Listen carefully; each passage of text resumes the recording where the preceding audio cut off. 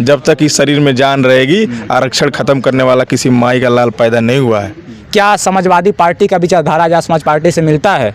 क्या कांग्रेस की विचारधारा आजाद समाज पार्टी से मिलता है?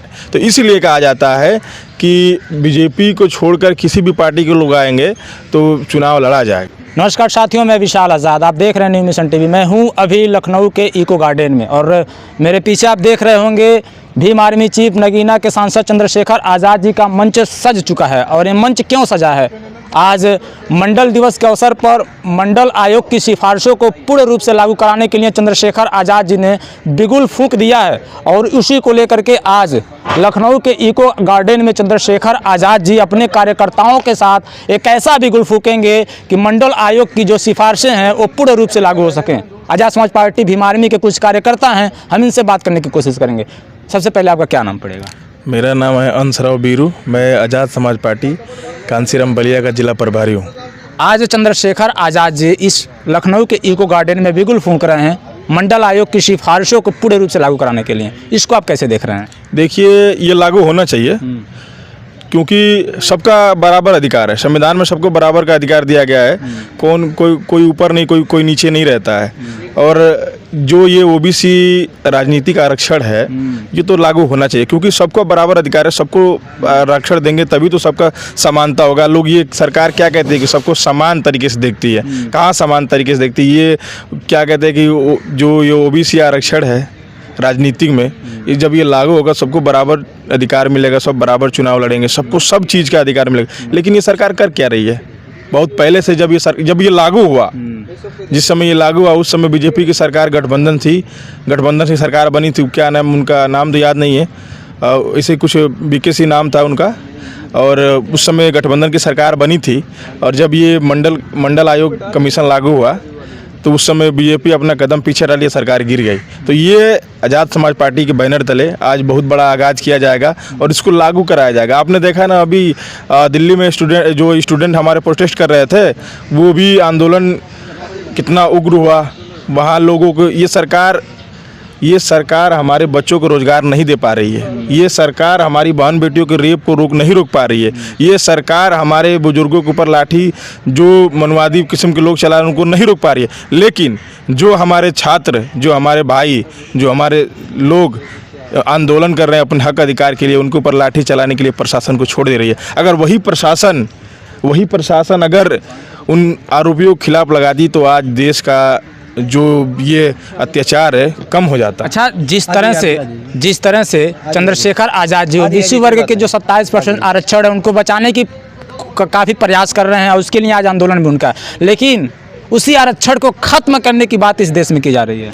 देखिए, ये आरक्षण ख़त्म तो नहीं हो पाएगा जब तक बाबा साहब के वंशज जिंदा हैं। चंद्रशेखर आज़ाद जी हैं, चंद्रशेखर आज़ाद जी के सिपाही हैं। वो कितना भी प्रयास कर ले, एड़ी से चोटी तक लगा ले, जब तक इस शरीर में जान रहेगी आरक्षण खत्म करने वाला किसी माई का लाल पैदा नहीं हुआ है। जिस हिसाब से आरक्षण पर टिप्पणियां होती चली आ रही हैं, आज देखा जा रहा है राजस्थान के जयपुर में यूजीसी रोल बैक का काफ़ी लोग विरोध कर रहे हैं, उसको हटाने की कोशिश कर रहे हैं, तो क्या कहेंगे? देखिए, ये कह तो रहे हैं सरकार निकम्मी है। सरकार तो निकम्मी है इसलिए है क्योंकि बहन बेटी को रेप नहीं रोक पा रही है, युवाओं के ऊपर लाठी चली उसको नहीं रोक पा रही है। तो ये उसी चीज़ को रोकेगी ना कि जो युवाओं के हित में होगा, जनता के हित में होगा। तो इसी चीज़ को रोकने की ये प्रयास कर रही है। अब पता नहीं किस प्रकार की ये राजनीति कर रही है कि लोगों को समझ में नहीं आ रहा है। कभी कहती है कि हमारे सब भाई हैं, कभी युवाओं को कहती है कि युवा हमारे भविष्य हैं, और उन्हीं युवाओं के भविष्य के साथ खिलवाड़ करिए। यूजीसी लागू होगा तो सबको बराबर का अधिकार मिलेगा ना।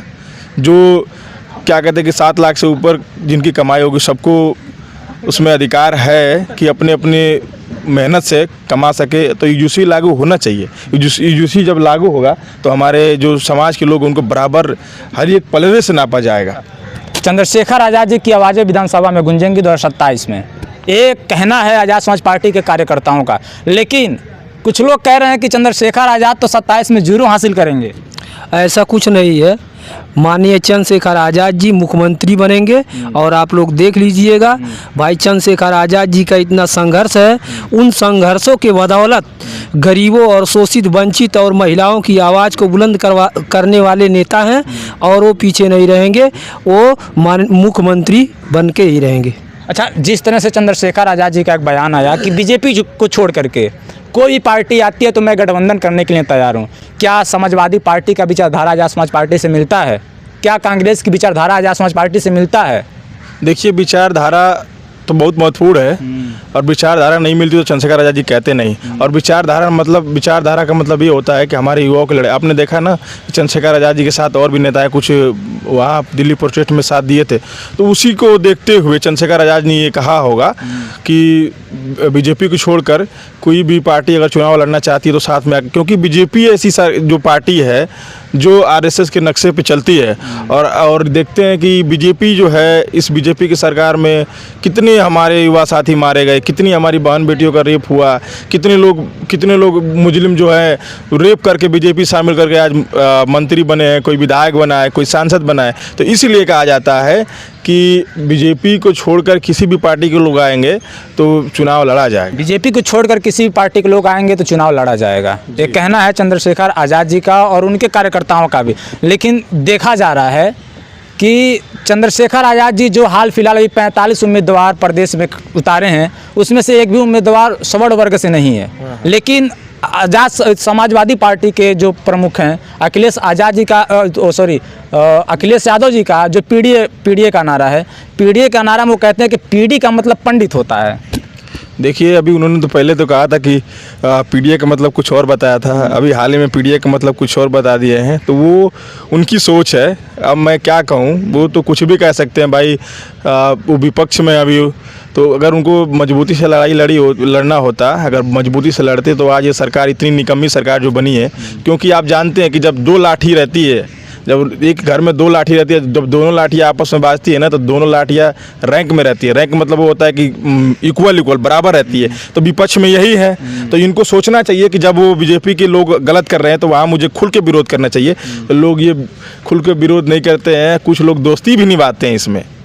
तो इनका जो भी कहना है इनको कहने दीजिए, और हमारा काम है अपने समाज की लड़ाई लड़ना, चंद्रशेखर आज़ाद जी के साथ कदम से कदम मिला के चलना, अपने लोगों के साथ हुए उन अत्याचार के खिलाफ मजबूती से लड़ना। और आपने जो कहा ना 45, ये हमारे वो प्रत्याशी हैं जो बिल्कुल मजबूती से चुनाव लड़ा जाएगा। अभी तो पहली लिस्ट जारी हुई है, दूसरी लिस्ट जारी हुई तो भी देखिएगा।